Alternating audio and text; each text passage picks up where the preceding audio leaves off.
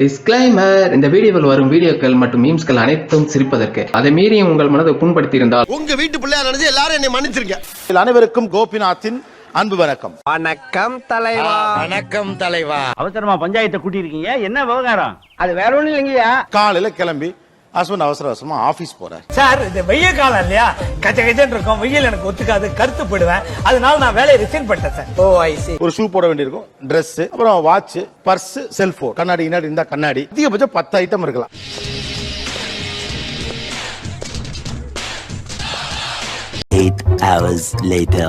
மனுஷன் அவங்க ஒரு ஈவிரக்கம் இல்லாம நடந்துக்கிறாங்க. ஆனா எல்லாம் 10 ஃப்ளோர் கீழே இறங்கிட்டு கீழே இருந்து ஒரு போனை போட்டு இந்த பர்ஸை விட்டுட்டு கொஞ்சம் எடுத்து போறியா? செத்து போயேன்டா, வயசுதான் ஆச்சு, செத்து போயேன். ஏன் உயிரோட எங்க தாலி எல்லாம் அறக்குற? ஒரு 5-6 ஆண்டுகளுக்கு பிறகு ஒரு மிடில் ஏஜ் அப்படின்னு கேட்டகரியில வரப்போ ஆண்களுக்கு கொஞ்சம் ஞாபகம் மறதி வந்துருது.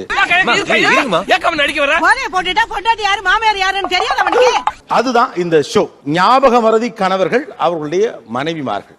போன் இருக்கா, பர்ஸ் இருக்கா தேடுறியேப்பா, எனக்கு மூளை இருக்கான்னு தேடுறியேப்பா. முதல்ல நம்ம ஜாலியாவே ஸ்டார்ட் பண்ணுவோம். இத மறந்துட்டு இந்த மனுஷன் வந்தாருங்க அப்படின்னு இன்னைக்கு ஞாபகம் வர்ற, சிரிப்பு வர்ற அல்லது கோபம் வருகிற ஒரு விஷயம் எது? அத சொல்றதுக்கு தான்டா நான் ஆவலா இருக்கேன். நானும் அதை கேக்குறதுக்கு காத்துக்கிட்டு இருக்கேன் சார். இத மறந்துட்டு வந்துட்டாருங்க இவர். அப்படின்னா தியேட்டர்ல எதையே மறந்து விட்டுட்டு வந்துட்டாரு சார். வீட்டுல பொண்டாட்டி தாங்க முடியல சார், அதான் இப்படி ரோட்ல ஆடிட்டு இருக்கிறோம். உங்களே மறந்து என்னையே மறந்துட்டு வந்துட்டாரு சார். ஆக்சுவலா இது மறதியில நடந்திருக்க வாய்ப்பு இல்லம்மா. வீட்டுல ஒரு அழகான சம்சாரம் இருக்கும் போது வெளியில ஒரு 50 வயசுல ஒரு அம்மா புடிச்சிட்டீங்களாமே. பார்க்கிங் பில் எங்கேயோ மிஸ் பண்ணிருக்காரு. சோ அங்க ஏதோ ஒரு டென்ஷன், ஒரு இது கலவரம் நடந்திருக்கு. அப்படியே அவர் அந்த டென்ஷன்லயே உடனே அவங்க கிட்ட சண்டை போட்டு அப்படியே போயிட்டாரு. இல்ல உங்களை தேடிட்டு இருந்தாரா இல்ல மறந்துட்டு? இல்ல, அப்படியே அவர் மட்டும் தியேட்டருக்கு வந்த மாதிரி போயிட்டாரு. ஏங்க இது பார்க்கிங்ல யாரோ பொண்டாட்டிய மறந்துடுவாங்க அதுக்காண்டி. தினமும் பிரச்சனை, ஒரு பிரச்சனையிலேயே படுத்து பிரச்சனையிலேயே எந்திரிக்கிற மக்களாக நம்ம இருக்கிறோம். அப்புறம் அவன்கிட்ட ஒரு 10 நிமிஷம் சண்டை போட்டேன், சரி அப்படின்னு சொல்லிட்டு வேகமா நான் கிளம்பி ஏவிஎம் சிக்னல் வந்துட்டேன். இங்க வந்துட்டதுக்கு அப்புறம் தான் போன் அடிச்சது. அப்புறம் பார்த்தா இவன் கால் பண்றான். அதுக்கப்புறம் தான் ஐயோ இவ்வளவு விட்டேன்னு சொல்லிட்டு திரும்ப யூ-டர்ன் போட்டு திரும்ப வந்தேன். இன்னைக்கு அடிக்கிற அடியில மூஞ்சி முகரையெல்லாம் பஞ்சர் ஆயிரும். அதாவது போன் பண்ணலன்னா நான் பாட்டு போயிருப்பேன். அப்படியே போயிருப்பீங்க. அதுக்கப்புறம் தெரிஞ்சிருக்கும் ஐயோ ஏதோ ஒன்று கூட்டு வந்தோம், திரும்ப போய் கூட்டிட்டு வரணும். அதுக்கப்புறம் தெரிஞ்சிருக்கும் ஐயோ ஏதோ ஒன்று கூட்டு வந்தோம், திரும்ப போய் கூட்டிட்டு வரணும். சார், நீங்க மைண்ட் வாய்ஸ் நினைச்சு சத்தமா பேசிட்டு இருக்கீங்க. சாரி தம்பி. திரும்ப அவர் போன் பண்ணும்போது கூட கூலா பேசினாரு. ஆமா மறந்துட்டேன், வந்து கூட்டு போற, வெயிட் பண்ணு அப்படின்ற மாதிரி சொல்லிட்டாரு. இவ சாதாரணமான ஆளில சமயம் வேற, இவ ரத்தத்திலயோ நரம்புலயோ வேற ஏதோ ஒண்ணு ஊறி கிடக்கு. எனக்கு ரொம்ப கஷ்டமா போச்சு அந்த டைம்ல, என்ன பண்றதுனே தெரியல. இதுக்கு மேல உயிர் வாழக்கூடாதுன்னு ஃபேன்ல தூக்க மாட்டீங்களான்னு போயிட்டான். அப்புறம் மறக்க முடியாத அவரின் மறதி சம்பவம். இந்த இடம் தான் தெரியலீங்க இடம். மனசை தேத்திக்கங்க, பயந்துறாதீங்க. மொட்டை அடிச்சிருந்தேங்க சார். அவரு நான் முடி இருக்க ஞாபகத்துல பூ வாங்கிட்டு வந்துட்டாருங்க சார். யாருடா சொல்லு நீ? என்ன வேணும் உனக்கு?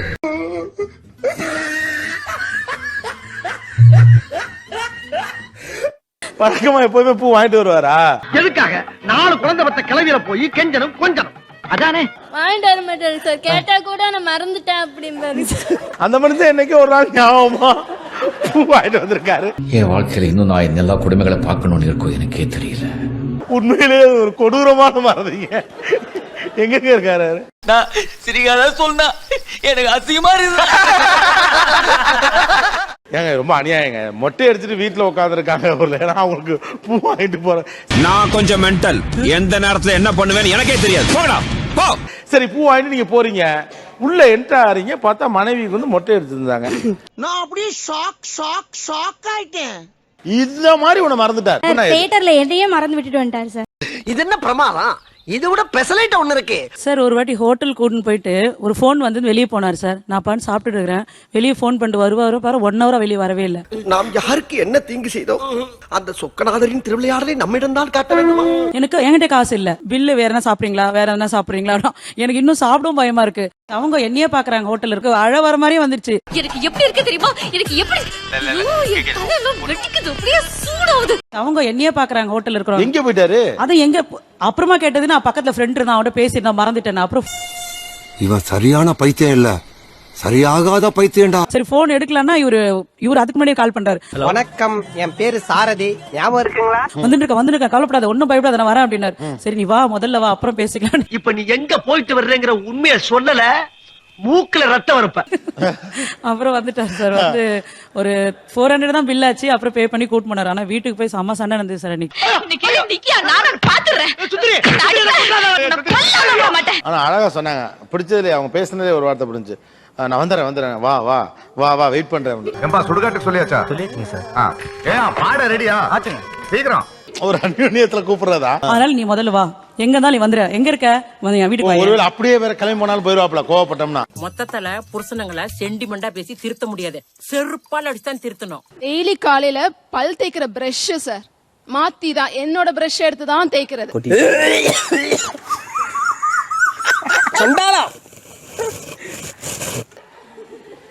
டெய்லி சார் மாத்தி மாத்தி எங்களுக்கு ரெண்டும் ஒரே சைஸா இருக்கும், மாத்தி தான் தேய்ப்பார். ஐயோ இவன் என்ன ஜென்மம், சரியான சாக்கடையா இருப்பான் போல் இருக்கே. ஏன் ஈரமா இருக்கு அப்படின்னு பார்த்தா அவரு தெரியாது. பெரும்பாலும் இந்த டூத் பிரஷ் 2 கலர்ல தானே பேக் போட்டு விற்பாங்க. கலர் தான் சார், சிவப்பு எந்த ப்ளூ எந்த மாத்திப்பார்.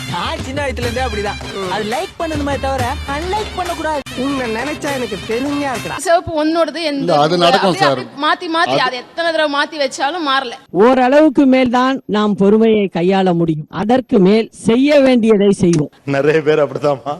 நானும் கூட இதே பிரச்சனையில தான்மா சிக்கி இருக்கிறேன். எனக்கு மட்டும்தான் இந்த பிரச்சனை ஆகுதுன்னு நான் பயந்தே போயிட்டேனா? உங்களுக்கும் இந்த பிரச்சனை இருக்குன்னு தெரிஞ்ச அப்படின்னா எனக்கு நிம்மதியாகுது. எனக்கு மட்டும்தான் மறக்குதோ நினைச்சேன். தெய்வமே, இது மாதிரி எவ்வளவு பேரு அந்த 2 பிரஷ் ஒரே இடத்துல இருக்கும். ஆனா மனைவி பிரஷ் எடுத்து பல் விளக்கி போறவங்க எவ்வளவு பேர் சொல்லுங்க. எல்லாருமே அட்டன் பண்ணீங்க. ஒருவேளை அன்பால எடுத்து தேய்க்கிறாங்களோ மனைவியினுடைய பிரஷ்? அன்பாலெல்லாம் இல்ல சார். அத போய் அன்பால தேய்ப்பாங்களா சார்? இவர் ஒருத்தர் காலையில என் பிரஸ்ல பல்லே வளைக்க என்ன ஜென்மம் இல்ல, ஏதாவது சாப்பாடு வாயில ஊட்டி விட்டோம் அப்படின்னா ஏதாவது தேய்ப்பாங்க.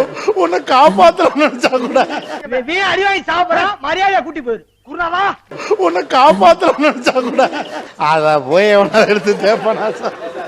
ஒரு நாட்டுல இவ்வளவு ப்ராப்ளம் இருக்கு. Lot of problem, daily problem, different problem. அப்பதான் சாப்பிட்டுட்டு இருப்பாங்க. எத்தனை தோசை சாப்பிட்டீங்கன்னா மறந்துரும். அடிச்சு கூட கேட்பாங்க. அப்பையும் ஒண்ணும் சொல்லிடாதீங்க, ரகசியமா வச்சுக்கோங்க. அது உங்களே கேட்பாரா? இல்ல சார், நான் கேட்பேன் எத்தனை தோசை சாப்பிட்டீங்கன்னு. 9 10 இருக்கும். நீ மனுஷனே இல்ல தெரியுமா? அதை விடுங்கய்யா. நான் சாப்பாடை வந்து ரசிச்சு சாப்பிடுறேன் சார். எனக்கு பசி ஆறணும். ரசிச்சு சாப்பிடுறது சாப்பாடுக்கு நான் கொடுக்குற மரியாதை. அப்பதான் என் உடம்புல ஒட்டு சார். எப்போ நீ இப்படிதான் நான் சொல்ல நல்ல தம்பி ரொம்ப கருத்தா பேசுவாப்ல. இதெல்லாம் கருத்தா? வீட்டுல வந்து காலையில டியூட்டி கிளம்பும் போது குப்பையை கவர்ல போட்டு கொடுத்து அனுப்புவாங்க. பேக் மாட்ட இடத்துல மாட்டிடுவோம். சுத்தி வளைச்சு பேசாம விஷயத்துக்கு வாங்க. மாட்டிட்டு நான் ஊர் பூரா சுத்திட்டு ரிட்டர்ன் வர்றப்ப எங்க வரும்போது முறுக்கு வாங்கிட்டு வந்துருங்கன்னு சொல்லிட்டாங்க. சொல்ல வந்த விஷயத்தை நேரா சொல்ல போறியா இல்லையா?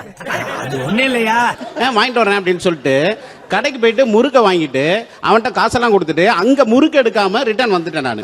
அவனை கூப்பிட்டு செருப்பால் அடியும். உன் செருப்பு நல்ல செருப்பு இருந்தா அடிய வந்துட்டு இந்த கவர் எடுத்துட்டு போயிட்டு வீட்டுல வச்சுட்டேன். ஆனா அவங்க இல்ல இந்த டைம்ல வீட்டுல. அவன் நல்ல நேரம் அன்னைக்கு நாங்க இல்ல. ஸ்பாட்ல நான் இருந்திருந்தா ரணகலமா இருக்கும். அந்த டைம்ல அவங்க வீட்டுல இல்ல, அதனால நான் தப்பிச்சேன் அந்த டைம்ல. என்னையா இவன் அதல பாதாளத்தில் இறங்கி விட்டான். இவன் மூஞ்சியும் முகரையும். முறுக்கு வாங்கிட்டு சொன்னேன், என்னாச்சு அப்படின்னு மறந்துட்டமா அப்படின்னு சொல்லிட்டு அதோட விட்டுட்டு இந்த டஸ்ட்பின்ல போட்டாச்சு. அப்பா எம்மா கண்ட முடிஞ்சுப்பா. தினம் நித்திய கண்ட பூர்ணாயிஷா போச்சே.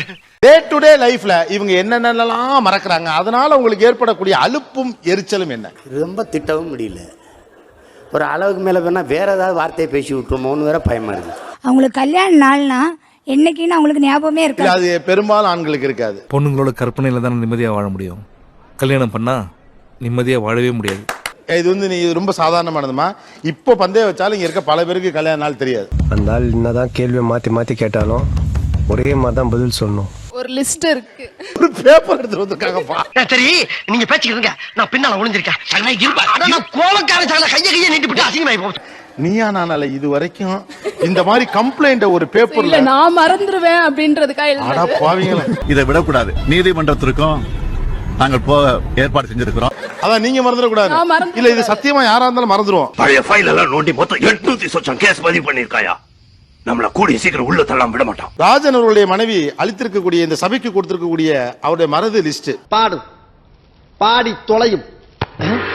ATM pin number, bank passbook, relative names, office staffs, road routes, toll gate fee, dresses. இவனை இப்படியே விட்டா ஊர்ல இதே பண்ணிட்டு தெரியும். பேசாம காலை கிடைக்காம காய அடிச்சு விட்டுருங்க. எஸ்பெஷலி லுங்கி, அது நைஸா எழுதிருக்காங்க.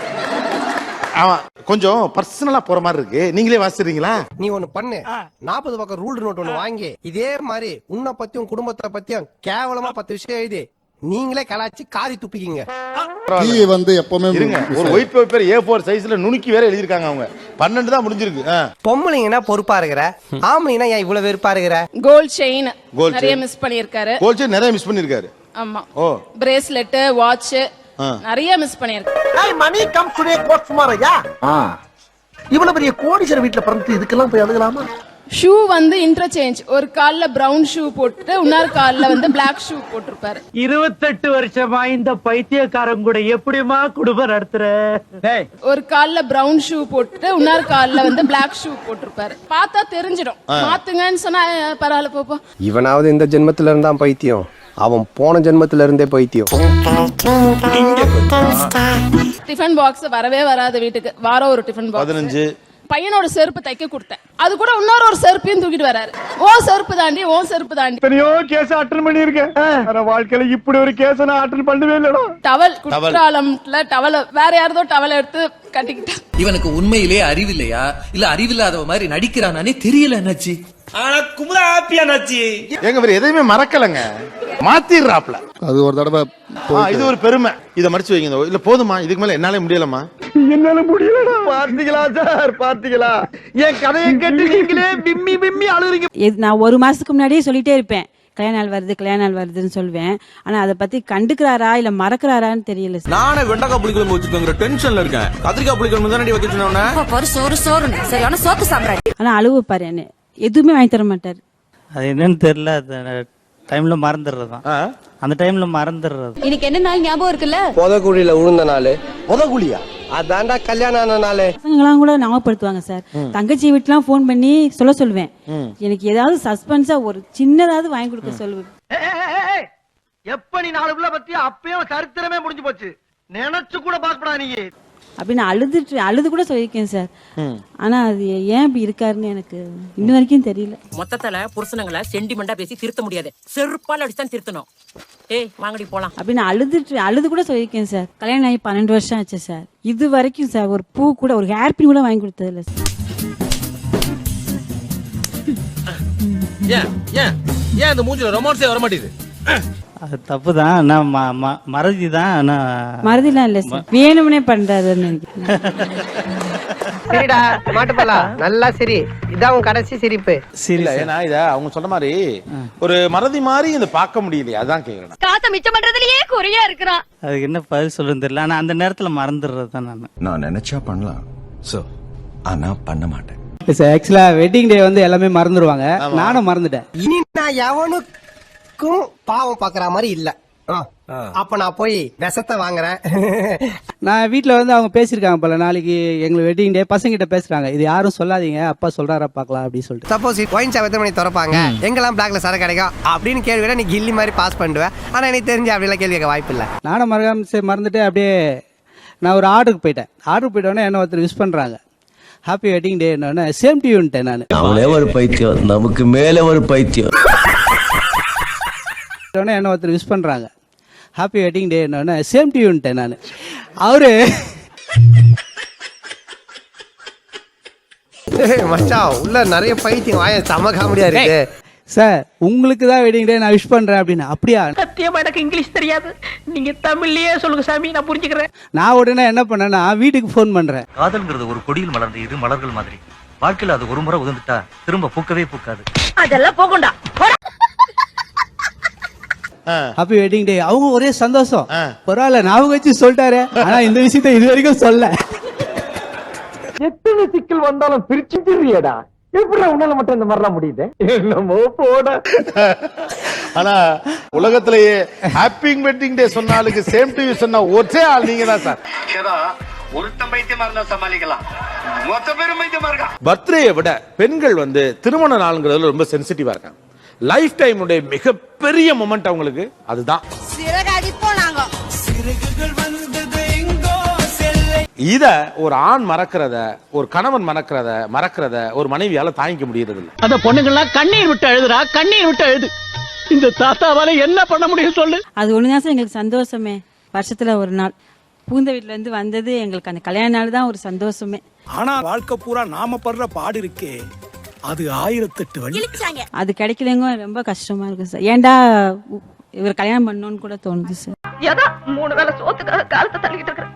இது பாருக்கா. ஆக்சுவலா திருமண நாளை ஒரு ஆண் மறப்பது உண்மையிலேயே ஒரு பெண்ணுக்கு எவ்வளவு வருத்தமா இருக்கு. என்னை யாரும் தேட வேண்டாம் அப்படின்னு எழுதி வச்சுட்டு எங்கேயாவது கண்காணாத இடத்துக்கு போயிடலாம் போல. என்னுடைய உயிர் வந்து அவர் தான், அதனால ரொம்ப எதிர்பார்ப்பேன். உள்ளுக்குள்ளேயே உருகுவேன் ரொம்ப. சரி இப்ப சொல்லுவாரு அப்ப சொல்லுவாரு. இப்ப மறுநாள் காலையில நானே கேட்டு அழுதுருவேன். என்னமா 7 ஜென்மத்துக்கும் நீங்க தான் எனக்கு புடிச்சுதான் வரணும். அப்ப அவர் ரொம்ப எமோஷன் ஆகி கட்டிப்பிடிச்சு, சாரிமா இனிமே அப்படிலாம் பண்ண மாட்டேன்னு உனக்கு சொல்றேன். நீ இவ்வளவு வெறித்தனமா என்னை லவ் பண்ணும்போது உன்னை விட்டுட்டு நான் எங்கடா போறேன் டார்லிங். ஆனா இது இன்னொன்னு இருக்கு.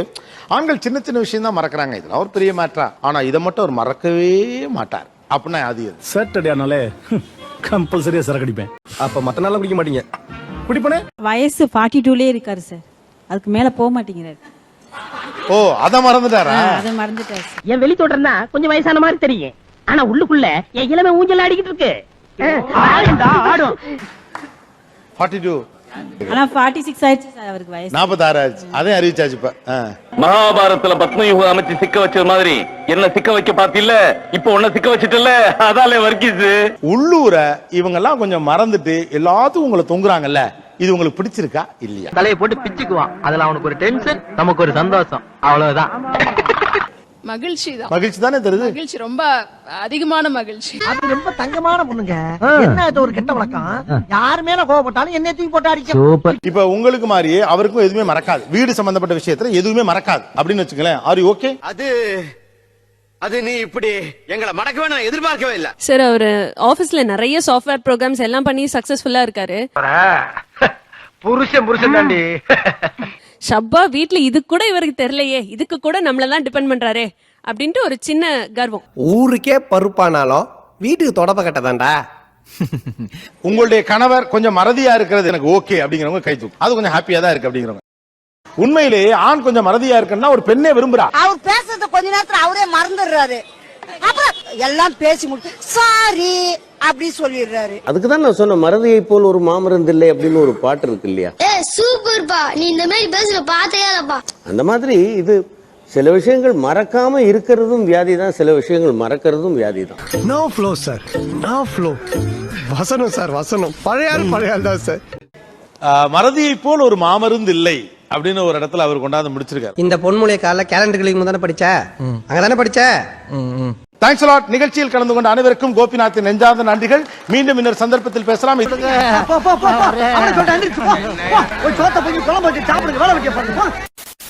நன்றி மக்களே. இந்த வீடியோ ஓரளவுக்கு எண்டுக்கு வந்துருந்துச்சு. அந்த சப்ஸ்கிரைப் நான் என்ன சொல்றேன்னா, இந்த வீடியோ உங்களுக்கு பிடிச்சிருந்துச்சுன்னா லைக் பண்ணுங்க, பிடிக்கலன்னா தயங்காம டிஸ்லைக் பண்ணுங்க. அடுத்து ஒரு அமேசிங் நீயான கண்ணன்ல மீட் பண்ணலாம். பாய் பாய்.